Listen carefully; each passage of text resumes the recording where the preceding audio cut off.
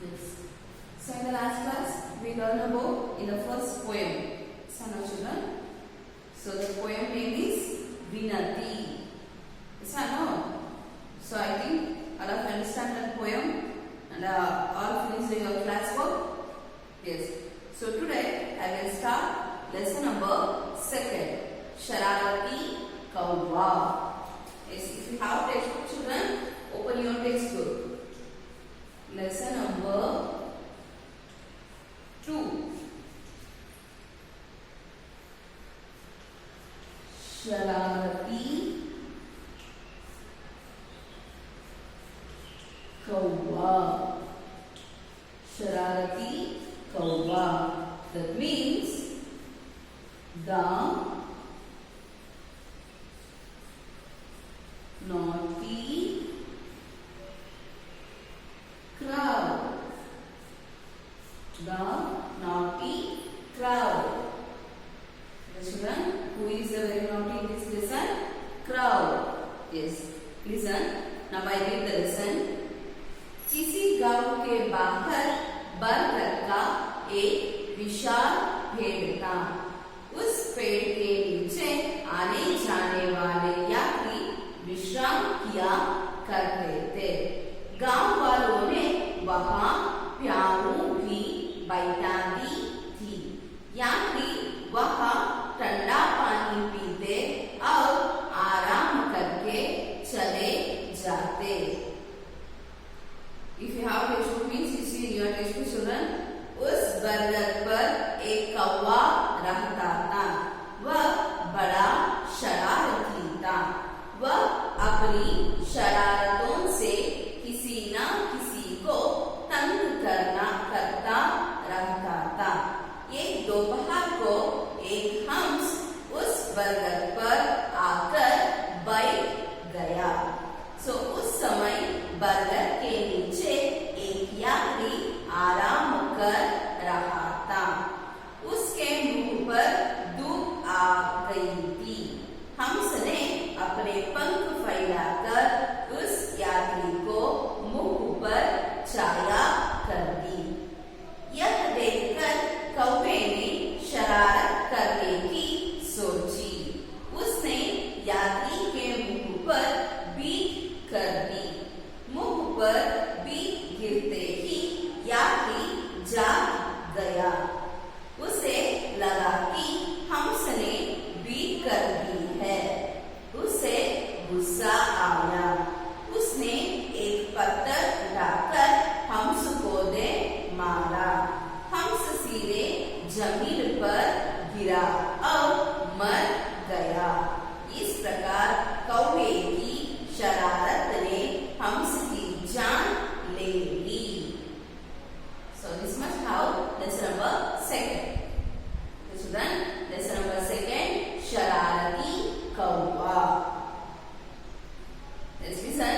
किसी गांव के बाहर. Now I give some words means children. गांव.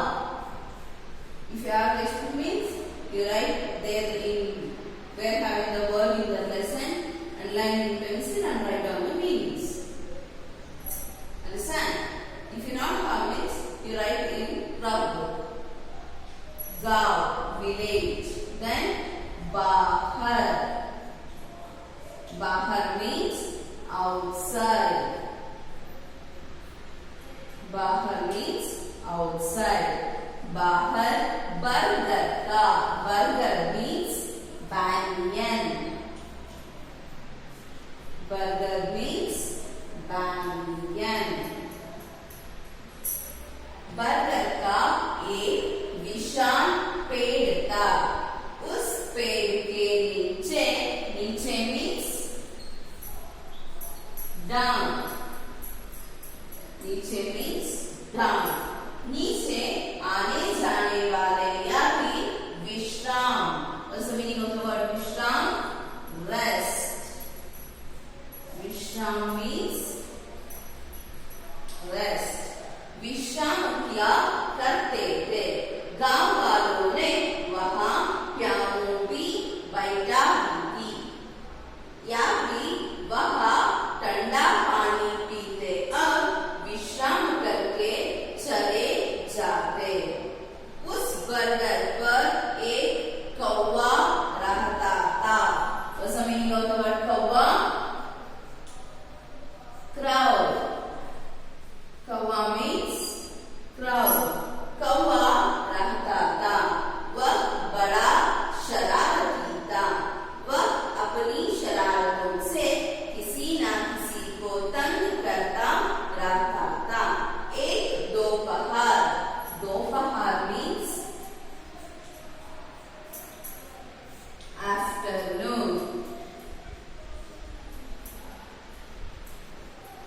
afternoon.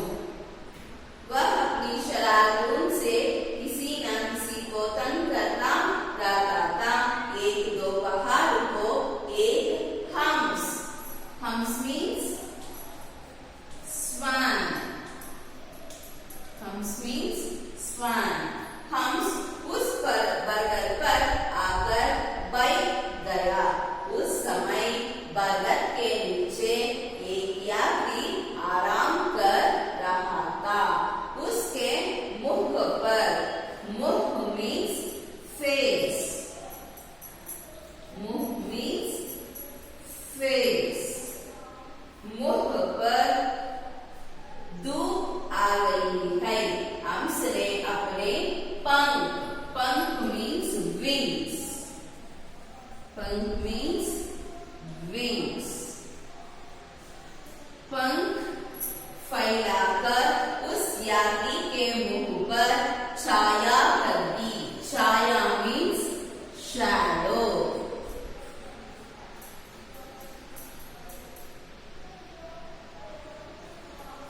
shadow. सो यह देखकर कौवे ने शरारती करने की सोची। उसने यात्री के मुंह पर बीट कर दी। मुंह पर बीट गिरते ही यात्री जाग गया। उसे लगा कि हम्स ने बीट कर दी है। उसे गुस्सा आया। उसने एक पत्थर, पत्थर मीन्स स्टोन, पत्थर मीन्स स्टोन, पत्थर उठाकर हम्स को दे मारा। हम्स सीधे जमीन पर गिरा और मर गया। इस प्रकार कौवे की शरारत ने हम्स की जान ले ली। जान मीन्स लाइफ, जान means life. So these are all difficult words in that lesson. Okay, children. Once again, I will read the lesson. गांव, village, बाहर, outside, burger, banyan, नीचे, down, विश्राम, rest, कौवा, crow, दोपहर, afternoon, hums, swan, मुख, face, पंख, wings, छाया, shadow, पत्थर, stone, जान, light. So these are all difficult words in that lesson. Reference children? Yes. So listen that. किसी गांव के बाहर बरगद का एक विशाल पेड़ था. So ಯಾವುದೋ ಒಂದು ಹಳ್ಳಿ. ಆ ಹಳ್ಳಿಯ ಹೊರಗಡೆ, बाहर means outside. ಆ ಹಳ್ಳಿಯ ಹೊರಗಡೆ बरगद का एक विशाल पेड़ था. बरगद means banyan. ಒಂದು big banyan tree. एली village outside. So उस पेड़ के नीचे आने जाने वाले यात्री विश्राम किया करते थे. So ಆ big banyan tree ಕೆಳಗಡೆ ಜನ ಏನ್ ಮಾಡ್ತಿದ್ರಪ್ಪ ಅಂದ್ರೆ ಟ್ರಾವೆಲರ್ಸ್ ಅಂದ್ರೆ ಒಂದು ಊರಿಂದ ಮತ್ತೊಂದು ಊರಿಗೆ ಹೋಗ್ತಾ ಇದ್ದವರು ಆ ಬಿಗ್ ಬ್ಯಾನಿಯನ್ ಟ್ರೀ ಕೆಳಗಡೆ ಕೂತ್ಕೊಂಡು ಸ್ವಲ್ಪ ರೆಸ್ಟ್ ಮಾಡ್ತಾ ಇದ್ರು. ಆರಾಮ್ और विश्राम मीन्स रेस्ट. So गांव वालों ने वहां प्याऊ भी बैठा दी थी. So ಅಲ್ಲಿ ಜಸ್ಟ್ ರೆಸ್ಟ್ ಮಾಡೋದಷ್ಟೇ ಅಲ್ಲ, ಆ ಹಳ್ಳಿ ಜನ ಎಲ್ಲ ಸೇರಿ ಏನ್ ಮಾಡಿದ್ರಪ್ಪ ಅಂದ್ರೆ ಆ ಮರದ ಕೆಳಗಡೆ ನೀರನ್ನ ಇಟ್ಟಿದ್ರು, ಕುಡಿಯೋ ನೀರನ್ನ ಇಟ್ಟಿದ್ರು. ಸೊ ಯಾತ್ರಿ वह ठंडा पानी पीते और विश्राम करके चले जाते. ಸೊ ಟ್ರಾವೆಲರ್ಸ್ ಎಲ್ಲ ಏನ್ ಮಾಡ್ತಾ ಇದ್ರು, ಬಂದಲ್ಲಿ ಕುತ್ಕೋತಾ ಇದ್ರು. ದೆನ್ ठंडा पानी पीते. ಸೊ ಮರದ ಕೆಳಗಡೆ ಇದ್ರಿಂದ ನೀರು ತುಂಬಾ ಕೋಲ್ಡ್ ಆಗಿರ್ತಾ ಇತ್ತು. ಸೊ ಆ ಕೋಲ್ಡ್ ನೀರನ್ನ ಕುಡಿಯೋದಕ್ಕೆ ದೆನ್ ರೆಸ್ಟ್ ಮಾಡೋದಕ್ಕೆ ಅಲ್ಲಿಗೆ ಬರ್ತಾ ಇದ್ರು ಟ್ರಾವೆಲರ್ಸ್. ಸೊ ಅಲ್ಲಿ ಬಂದು ಸ್ವಲ್ಪ ಹೊತ್ತು ರೆಸ್ಟ್ ಮಾಡಿ ಮತ್ತೆ ಹೊರಡ್ತಾ ಇದ್ರು. ಸೊ उस बरगद पर एक कौवा रहता था. ಸೊ ಆ ಬಿಗ್ ಬ್ಯಾನಿಯನ್ ಟ್ರೀ ಮೇಲೆ ಒಂದು ಕೌವಾ, ಕೌವಾ ಮೀನ್ಸ್ ಕ್ರೌ, ಕ್ರೌ ವಾಸ ಮಾಡ್ತಾ ಇತ್ತು ಅಂದ್ರೆ ಒಂದು ಕಾಗೆ. ಸೊ वह बड़ा शरारती था. ಸೊ ಆ ಕಾಗೆ ಏನು ತುಂಬಾ naughty. So the crow is very naughty. वह अपनी शरारतों से किसी न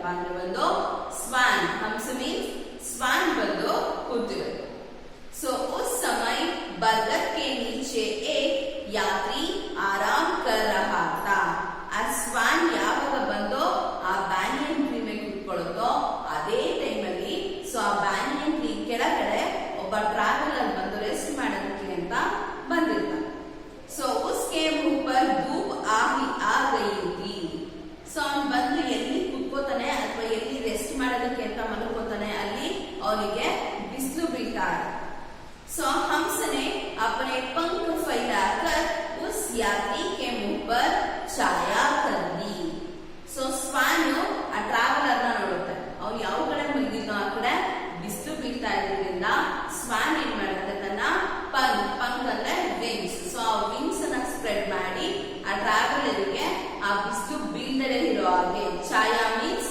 ಶಾಡೋ ಸೊ ಅವನ ಫೇಸ್ಗೆ ನೆರಳು ಬೀಳೋ ಹಾಗೆ स्वान मारते सो यह देखकर कौवे ने शरारत करने की सोची सो ಇದು ನೋಡ್ತಾ ಇದ್ದಾಗ ಕ್ರೌ ಏನ್ ಮಾಡುತ್ತೆ ಈಗ ಏನಾದ್ರೂ ಒಂದು ಪ್ರಾಬ್ಲಮ್ ಮಾಡ್ಬೇಕು ಇದಕ್ಕೆ ಅಂತ ಹೇಳಿ ಏನಾದ್ರೂ ಫನ್ ಮಾಡ್ಬೇಕು ಅಂತ ಯೋಚನೆ ಮಾಡುತ್ತೆ सो उसने यात्री के मुंह पर बीट कर दी सो ಇದಕ್ಕೆ ಕ್ರೌ ಏನ್ ಮಾಡುತ್ತೆ ಆ ರೆಸ್ಟ್ ಮಾಡ್ತಾ ಇದ್ದಂತಹ ಟ್ರಾವೆಲರ್ನ ಮುಖಕ್ಕೆ ಹೋಗಿ ತನ್ನ ವಿಂಗ್ಸ್ ಇಂದ ಹೊಡೆದು सो मुख बीट कर दी बीट गिरते ही यात्री जाग गया ಯಾವಾಗ ಕ್ರೌ ತನ್ನ ವಿಂಗ್ಸ್ ನ ಬಿಚ್ಚಿ ಅವನ ಮುಖದ ಮೇಲೆ ಹೊಡಿತಾನೋ ಸೊ ಆಗ ಆ ಟ್ರಾವೆಲರ್ಗೆ ಎಚ್ಚರಿಕೆ ಆಗುತ್ತೆ ಎದ್ದೋಳ್ತಾನೆ ಸೊ ಉಸೆ ಲಗಾ ಕಿ ಹಂಸ ನೆ बीट कर दी है ಸೊ ಆ ಕ್ರೌ ಅಲ್ಲಿ ಹೊಡೆದು ಅಲ್ಲಿಂದ ಹೊರಟೋಗ್ಬಿಡುತ್ತೆ ಬಟ್ ಪಾಪ ಸ್ವಾನ್ ಏನ್ ಮಾಡ್ತಾ ಇರುತ್ತೆ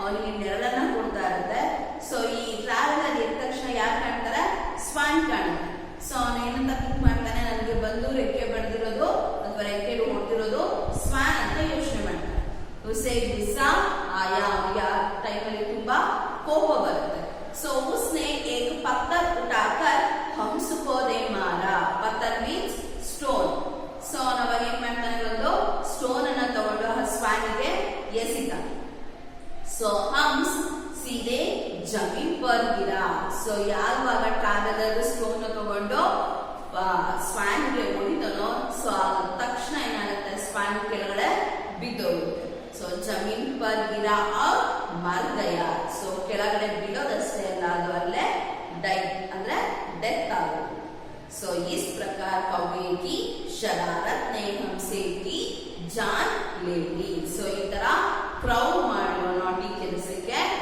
स्वान तन लाइफ अन्ने स्पॉइल ಮಾಡ್ಕೊಂಡು ಸೊ ತನ್ನ ಲೈಫ್ ಕಳೆದುಕೊಳ್ಳುತ್ತೆ so who is very naughty in this lesson crow ಮಾಡಿದ ಕೆಲಸ ಯಾರು ಕ್ರೌ ಬಟ್ ಪನಿಷ್ಮೆಂಟ್ ಆಗಿದೆ ಯಾರಿಗೆ ಸ್ವಾನ್ ಸೊ ದಟ್ಸ್ ಶರಾರತಿ ಕೌವಾ the naughty crow so this is the lesson some okay children I think all of you understand that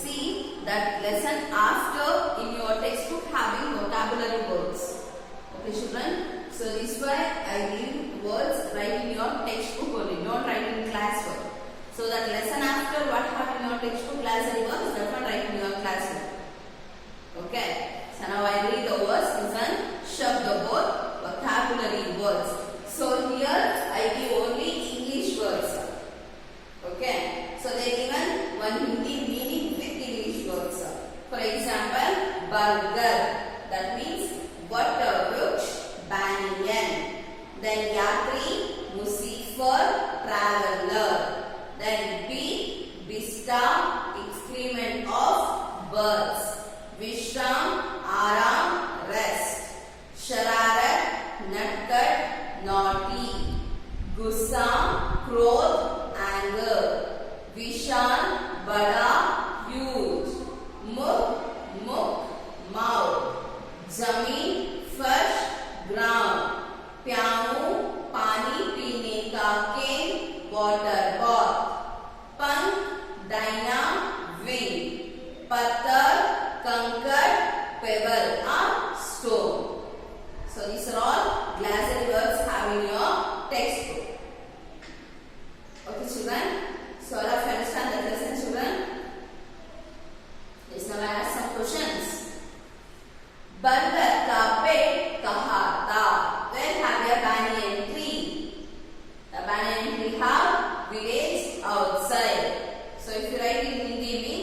बरगद का पेड़ गांव के बाहर था। बरगद का पेड़ गांव के बाहर था। नेक्स्ट, बरगद पर कौन रहता था? Who live in the banyan tree? बरगद पर एक कौवा रहता था। Who live in the banyan tree? The crow live in the banyan tree. यात्री बरगद के नीचे क्या करते थे?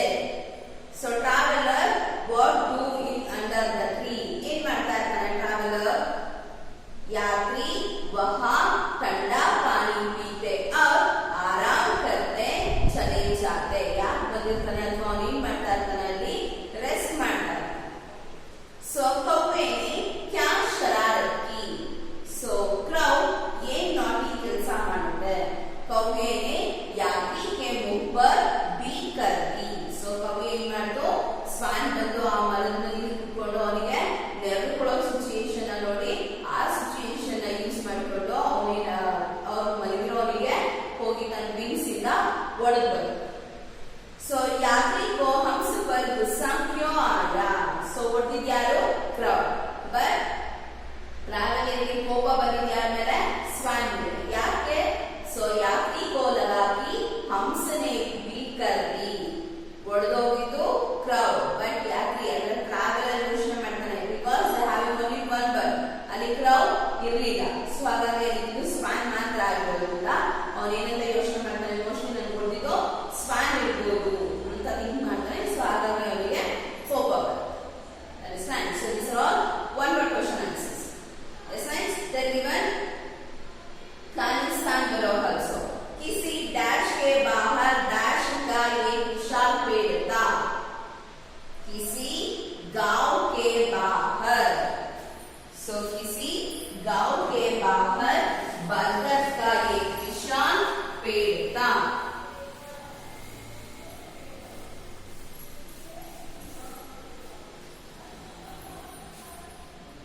Let's tell that किसी